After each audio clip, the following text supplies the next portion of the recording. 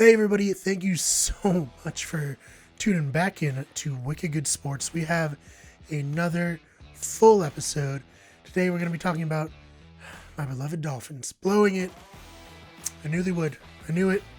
Shouldn't have picked them to make the playoffs. That is on me, and I'll have to live with that. And then we'll talk a little bit about the Eagles. Did the throw the game versus the Washington football team?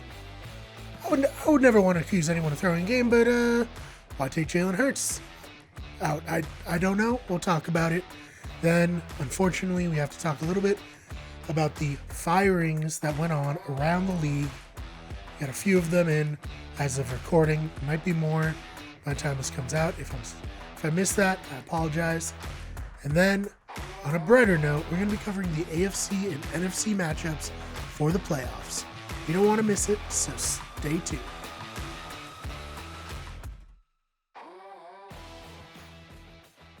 The Miami Dolphins, my beloved football team, lost 56-26 on Sunday to the rival and red hot Buffalo Bills. And it was awful. Just a terrible, terrible matchup. I wasn't able to watch it live, so I had to watch it back after knowing the final score, which was, just bordering on masochism. But I did it. I went through it. I watched it, and I guess my main takeaways are the Bills are so good. The Dolphins 10-6. They're gonna miss the playoffs, but they are an okay team. But they're not a playoff team. They didn't deserve to be there. I guess better week 17 than first round of the playoffs to get blown out. Still would have been nice to get there. It feels like this was a great season. Don't get me wrong. They were 5-11 last year. They were called the worst team in all of football, and maybe the worst team in the history of football after the first 2 weeks of the season. And Brian Flores really did a bang-up job at the end of last season, as well as the entirety of this season. He probably won't win Coach of the Year now that they missed the playoffs, but I do hope he gets some votes, and I do think one day he will win Coach of the Year because he's just that good of a coach. But again, by missing the playoffs, it kind of feels like the job he's done is almost wasted. I don't know if that's the right way to put it, but him, Xavier Howard, 10 interceptions, most since Antonio Cromartie in 2007. But again, we were talking about maybe he could be a defensive MVP. Stephon Gilmore won it last year. Probably not. Again, didn't make playoffs. It's, of course, always a bitter pill to swallow, where they went 10-6, which would get you into the playoffs in a lot of years, and would have easily gotten them into the playoffs had they been in the NFC, where we have the Washington football team getting in at 7-9, and the Chicago Bears getting in at 8-8. But I digress. You can only play who's in front of you, and you can only play in the conference that you're in. The Dolphins, at the end of the day, they didn't get it done. A lot of the players and coaches have publicly said, yeah, we didn't get it done. We didn't play well. We don't deserve, the pity of missing the playoffs. And I think that's a good attitude. A lot of people are saying Tua is a bust straight up. I don't necessarily buy into that at all. I think he had a bad game. One interception was a poor throw that bounced off the hands of one of his receivers and was intercepted. The other, Devontae Parker, just fell down and it was intercepted. And then the third interception he threw was a bad pass. He did have a nice touchdown in garbage time. Not that really matters. But, I think it's still valuable to have gotten him experience. I know a lot of people want to say they would have made the playoffs had Ryan Fitzpatrick been the starter.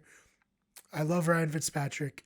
I don't necessarily believe that's a slam dunk 100% thing. I just think he's a good player who is capable of playing really, really poorly at times. And there are certain games that I do feel like Tua, by playing more conservatively, gave the Dolphins a better chance to win than Ryan Fitzpatrick would have had he been in there. And then on the other side of the coin, especially the game in Denver, maybe if Ryan Fitzpatrick had played that, where they came out just completely flat after an early scoring drive, set up by an Xavier Howard interception, and then just did nothing for the rest of the game. Maybe Ryan Fitzpatrick can win them that game, and if they win that, they make the playoffs, provided they win all the other games. That's, again, not a foregone conclusion. It's so hard to play this hypothetical game of whether or not the Dolphins would have made the playoffs with Fitzpatrick. And in saying that, I think it was very important to get to some help. Well, it's going to be very important to get to some help in the future, primarily around wide receivers and also offensive line. He has one of the lowest average time to throws, as well as, I think, the lowest average separation for his receivers. So that's a really bad combination, of course. And hopefully that can only get better, but I think it was important and valuable to get him playing time, because coming off of that hip, no one really knew how he was going to respond, how he was going to do. So I think he ultimately was a solid player, 6-3, including a loss to Kansas City, where he really put the team on his back to get them back into the game late. And I'm happy with Tua. I know Justin Herbert has extremely flashy numbers, though in fairness, when he played the Dolphins, he did look not great until garbage time, where he threw for a majority of his, maybe not a majority, but he definitely padded the stats in garbage time of that one. So I'm still happy with Tua. I still would be interested to see him get better weapons and be given a real shot with an off season, more time away from that devastating injury he suffered at Alabama. And I think, all things considered, the future is very bright in Miami, but the present, and especially that 56-26 game, was especially bleak. So my next story, oh man, this is a spicy one.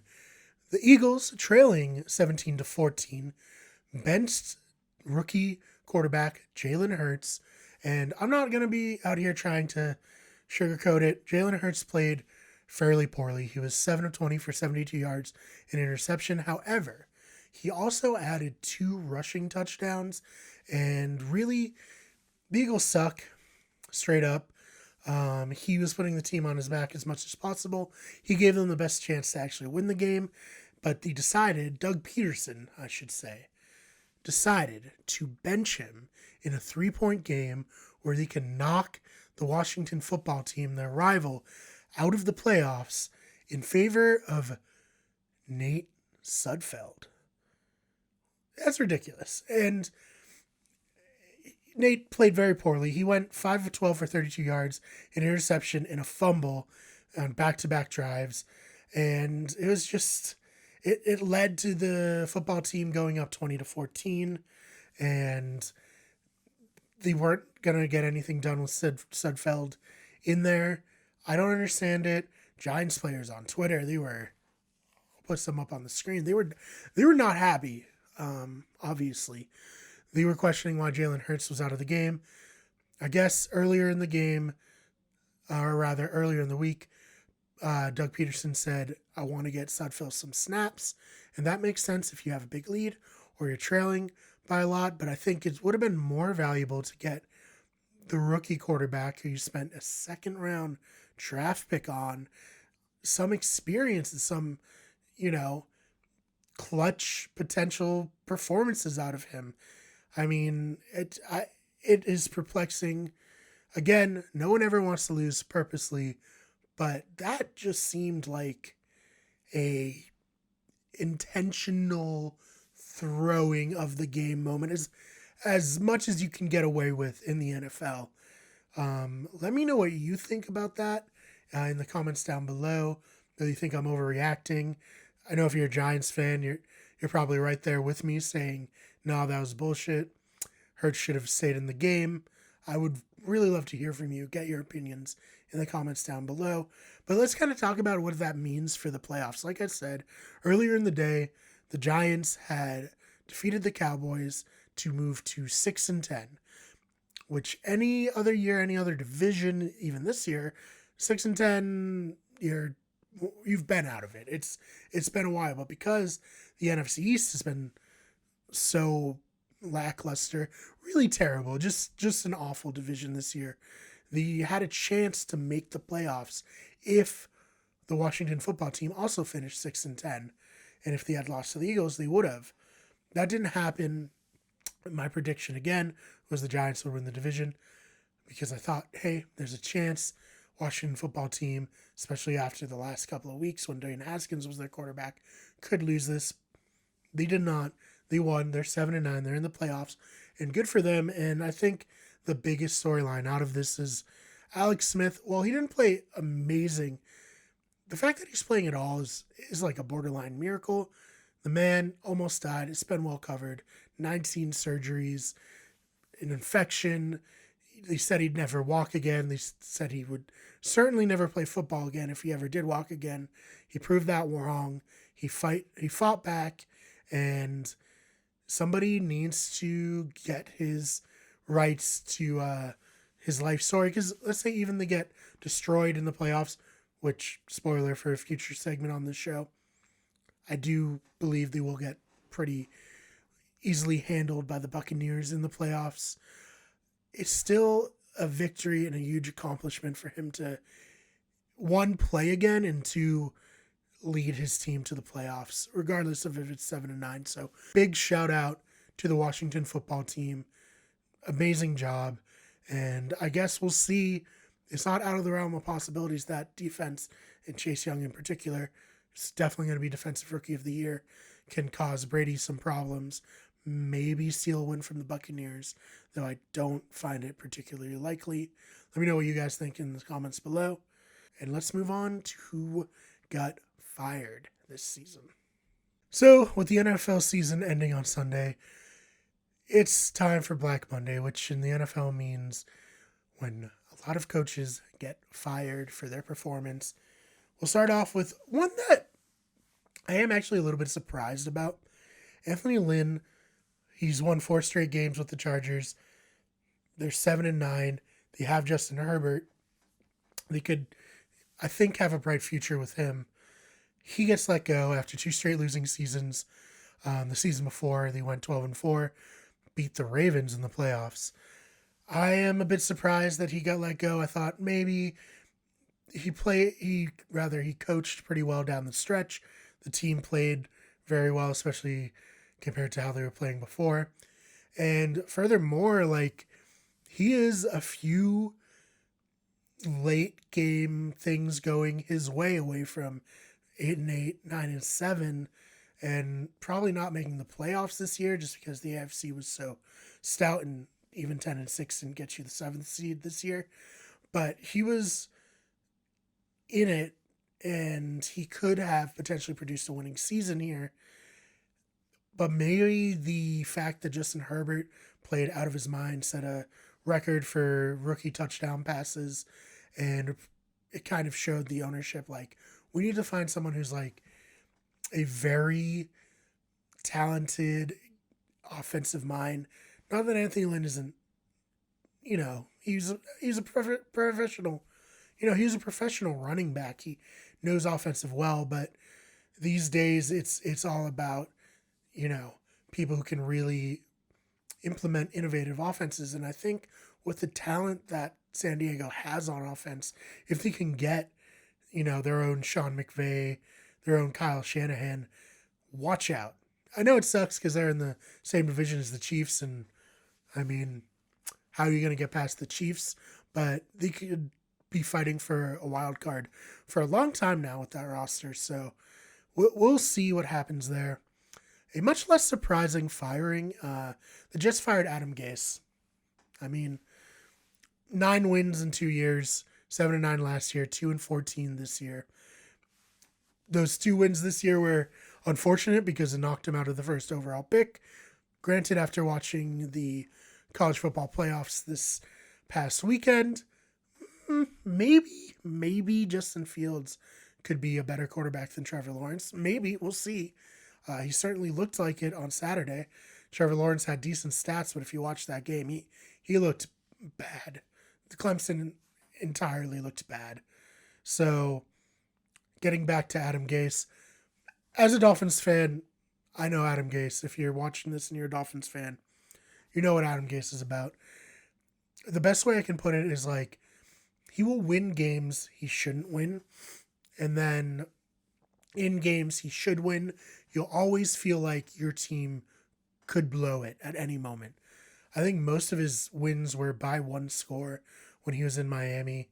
And it's just like, that's not a sustainable way to play. And oftentimes his teams would get blown out and it would be over, by halftime. Very similar with this year with the Jets. I was extremely surprised the Jets gave him a job. I realized he was, I want to say 3-1, maybe even 5-1 against the Jets in his time in Miami. And maybe that's all they looked into. Like, hey, every time he comes here, he kicks our butts. Let's give him a job. But he'll find a job somewhere else.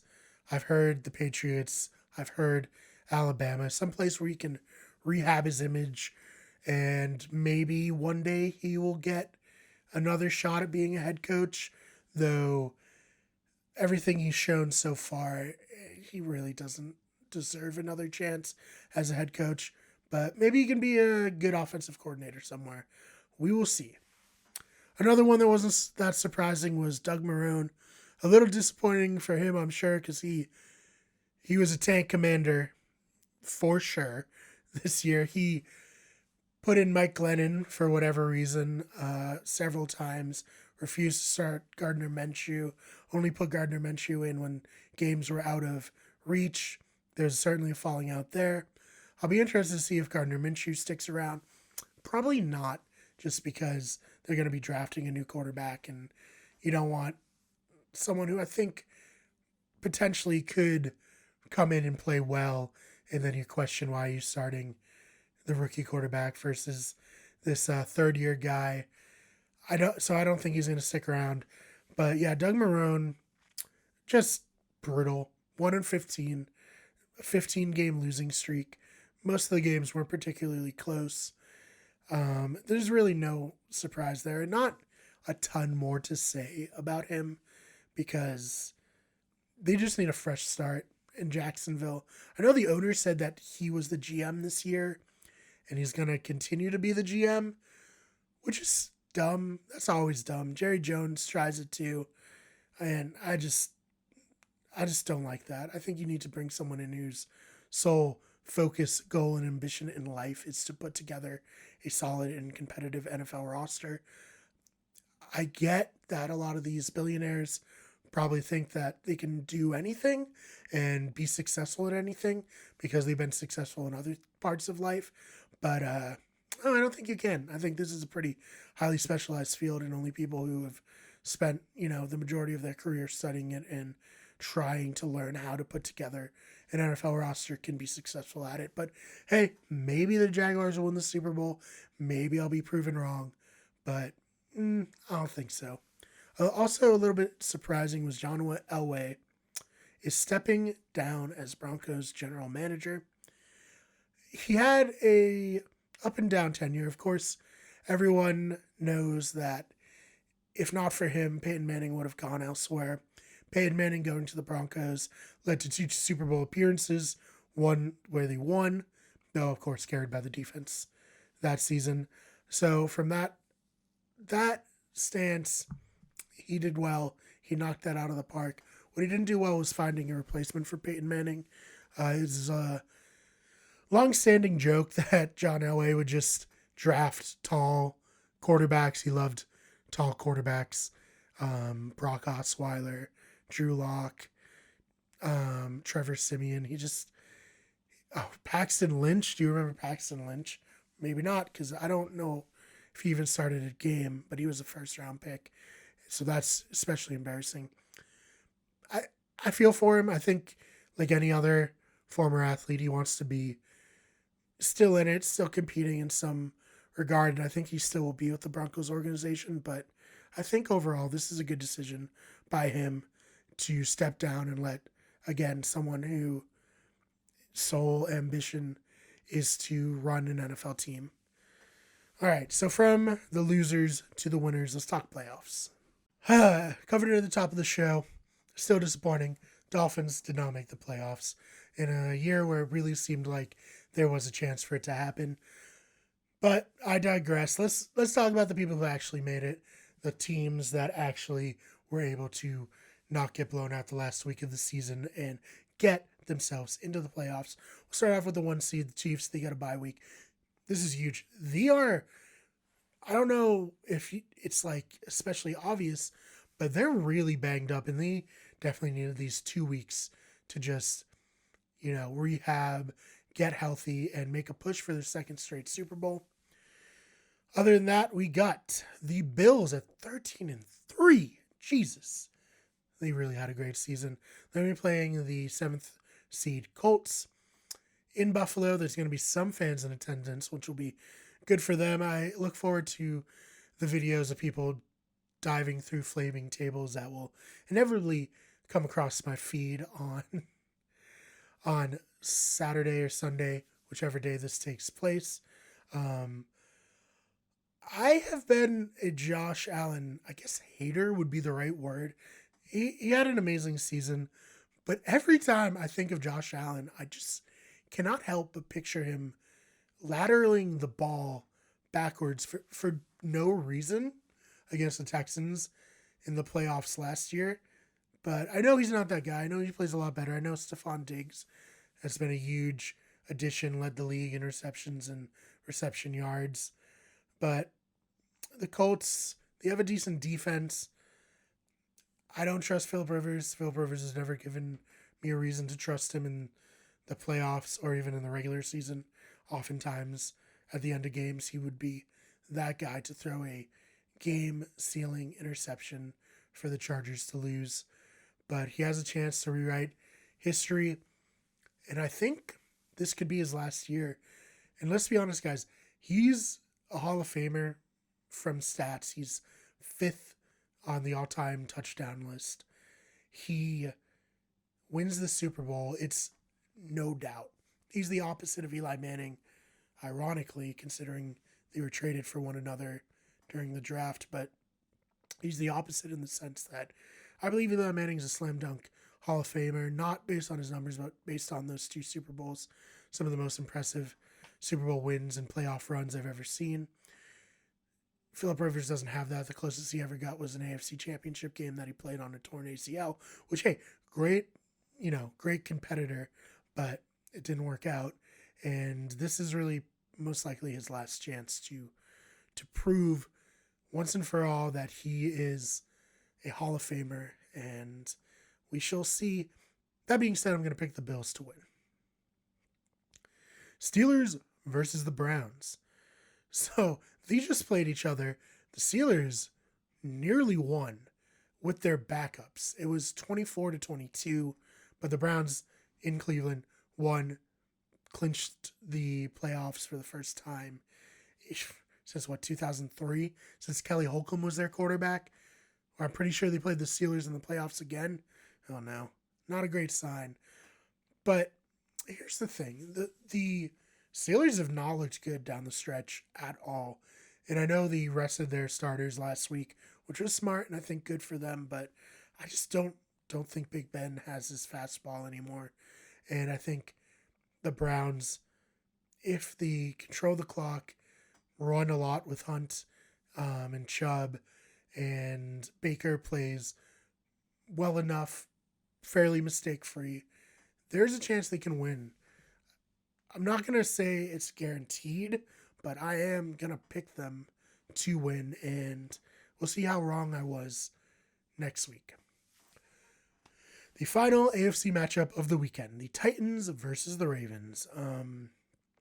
This is a rematch of the playoffs last year, and a great game from earlier in the season with Derrick Henry walking off for the touchdown. The Ravens, they're red hot right now. They're the last team I would want to play in the playoffs. I think that's not a very controversial take. The Titans, Ryan Tannehill had 40 total touchdowns. Don't know where that guy came from. Certainly wasn't that guy with the Dolphins. Good for him, though.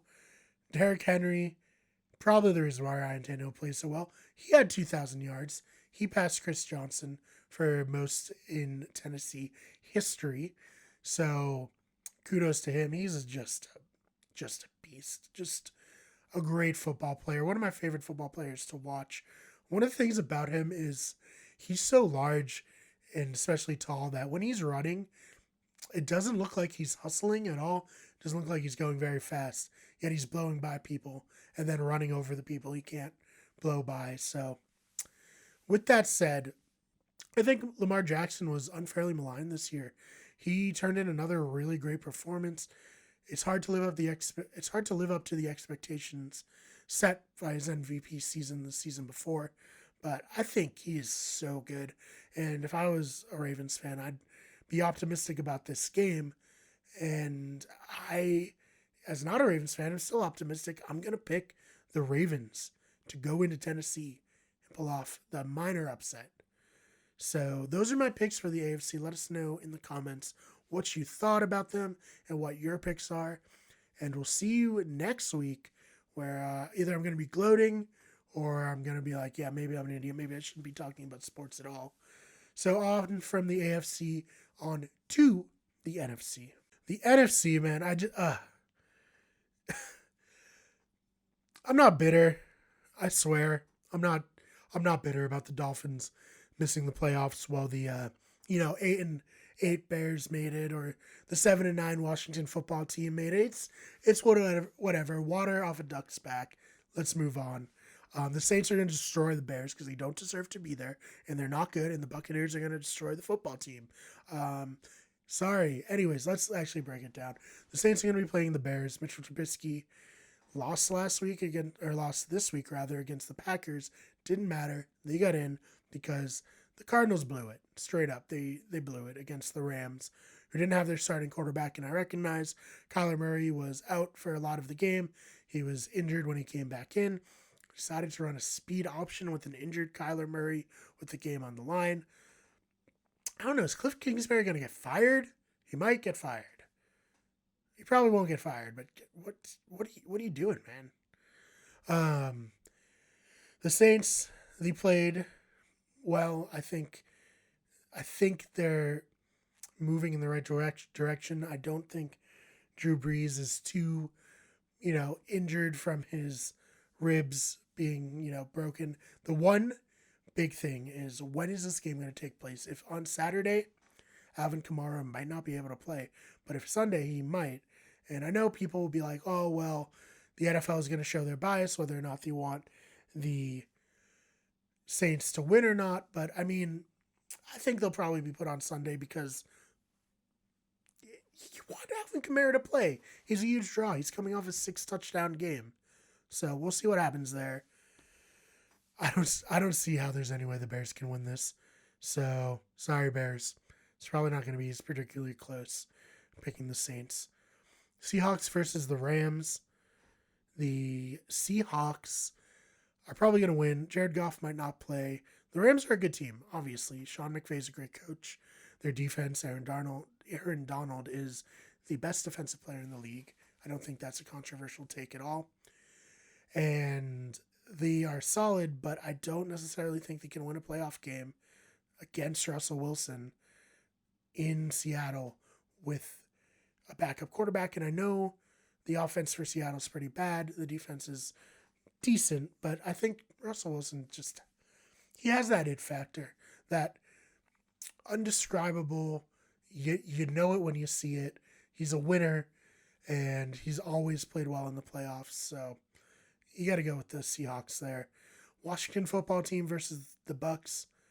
The Bucks are probably going to destroy the Washington football team. I like Alex Smith. As I said, it's a fun story. I'm happy that he was able to get back out there. He's not mobile anymore. Obviously, the man had his leg destroyed, and he has a calf injury on top of it now. And he didn't play that well versus the Eagles this year, or rather this past week. He fumbled a snap that almost gave Philly the ball back and a chance to win. There's a chance that the Washington front four gets to Brady, makes his day hell, but I don't know. The Buccaneers have been playing just so well. It's impossible for me to see any other outcome than the Buccaneers beating the Washington football team, putting an end to Alex Smith's magical run. But a run he should be proud of, and he should probably win Comeback Player of the Year. I would be very surprised if he didn't. So that's that. And I guess we can talk a little bit about the Packers clinch the 1 seed. Drafting Jordan Love at the time, very controversial. Didn't like it. It seems to have set a fire under Aaron Rodgers. He's played lights out. He's most likely going to be the MVP. And I could really see the Packers going to the Super Bowl this year. I know that's not a hot take for the first seed, but it would just be hilarious that everyone complained like they didn't get him help. They were in the NFC Championship game. Why didn't they do this? Listen, Aaron Rodgers, he doesn't need help. He has Devontae Adams. He has Aaron Jones. That's all he needs. He can make everyone else better. He's playing like a man possessed, and I really look forward to their first playoff game versus whoever's still remaining from the lowest seed. Probably the Buccaneers. Yeah, probably the Buccaneers. That should be a great game. And the Buccaneers really took it to them before, but this one will be in Lambeau. It'll be cold. Not that Tom Brady's afraid of the cold, but I don't know how many other players are too comfortable in the cold from Tampa Bay. So that'll be interesting. But let's not get ahead of ourselves. Let me know what you thought about the picks in the comment section down below. Let me know who you think is going to win all these playoff games. Hey, thank you so much for listening to this podcast. Wicked Good Sports is definitely a passion project of mine. If you know me at all, it's probably from the main channel, Wicked Good Everything, where we do Let's Plays, nerdy news, and video game and movie news. And I think doing Wicked Good Sports has been a lot of fun for me, even just 2 weeks in. It lets me talk about something I'm very passionate about that, I couldn't talk about in any of our other podcasts. But if you're interested in our other podcasts, we have pretty much something for everyone. We have a podcast about Buffy the Vampire Slayer. We have a podcast about Big Brother. We have a podcast about movies called Wicked Good Show. And we have a podcast coming out soon where we review older video games that people maybe have forgotten about called Not Nostalgic. That's going to be premiering in the new year on our channel. Link in the description below. It's Wicked Good Podcast. And again, if you liked what I talked about from Wicked Good Everything, go check that channel out. youtube.com/wickedgoodeverything. You can follow the channel on Twitch at twitch.tv/wickedgoodeverything as well. We have a lot of fun stuff planned in the new year for that, including, of course, Among Us streams. What would we be doing if we weren't playing Among Us? Everyone's playing it right now, and it is super fun. So if you're interested in any of that, please check out all the links in the description. But if you're just here for the football talk, I appreciate it, and I'm going to keep doing it. And we'll be having a live post-playoff show on Saturday and Sunday of wildcard in divisional round, and then on Sunday of championship round, and then of course following up the Super Bowl on Super Bowl Sunday. So please, if that interests you, subscribe, and we will see you in the next one.